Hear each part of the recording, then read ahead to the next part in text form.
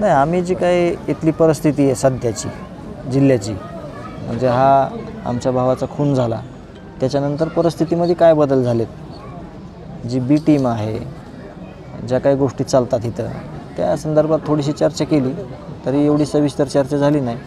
वेळ भेटला, त्यांना आम्हाला निवेदन द्यायची वेळ आली तर आम्ही नक्कीच देऊ आणि त्याची अंमलबजावणी देखील होईल.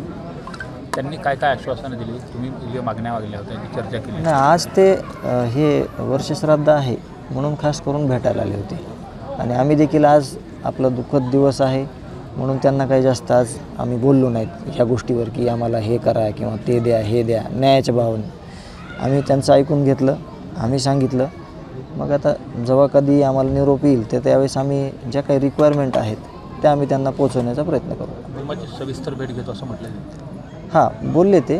आता त्यांना वेळ कधी मिळतं आहे किंवा आता पुढचं काय निरोप येतं आहे त्यावर आपल्याला कळेल की आपल्याला नेमकं काय करायचं आहे. मदतच्या अनुषंगाने पण काही नाही, मदत कुठलीच म्हणजे मदतीचा काही विषय नाही. मदत म्हणजे न्यायालयीन आपल्या कामकाजातली जी प्रक्रियेमधली जी काही मदत आहे, समजा की म्हणजे कुणाला रिक्वेस्ट करायची, विनंती करायची एखाद्या गोष्टीची, तर ते त्या संदर्भात ते बोलले.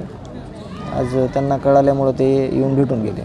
मात्र प्रामुख्याने तुमच्या ज्या मागण्या होत्या त्यापैकी जे इतर आरोपींना सहआरोपी करा, जे आरोपींना सहकार्य केलं त्या अनुषंगाने काय त्याची? नाही, त्याचं काही ना काही होणार, कारण का ह्यांनी पाप केलेलं आहे. ज्यांनी खून केला त्या लोकांना जी काही मदत झालेली आहे त्यांना तो म्हणजे शिक्षा झालीच पाहिजे त्यांना, कारण त्यांना जर नाही झाली तर ते परत अजून एक टोळी तयार करतील. दादांनी तसं आश्वासन दिलं? नाही, आम्ही त्यांना सांगितलं जे काय सांगायचं ते आम्ही त्यांना सांगितलं. आता ते त्याच्यानंतर ते काय ठरवतील किंवा ते काय आम्हाला सूचना देतील किंवा आमच्याकडून काय माहिती मागवतील त्यावरती पुढचं.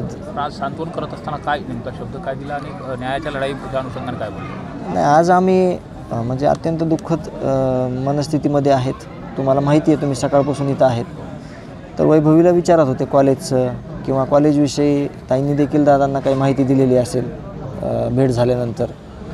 वैभवी सध्या कॉलेजला आहे MGMला MBBSसाठी आणि त्या संदर्भात थोडं कौटुंबिक बोलत होते वैभवीला. अशा प्रकारे जास्त काही चर्चा झाली नाही. महाराष्ट्रातील सर्व बातम्यांचे विश्वासार्ह व्यासपीठ, सकाळच्या सर्व सोशल मीडिया प्लॅटफॉर्मला लाईक, फॉलो आणि सबस्क्राईब करा. तसंच सर्व नोटिफिकेशनसाठी बेल आयकॉन प्रेस करायला विसरू नका.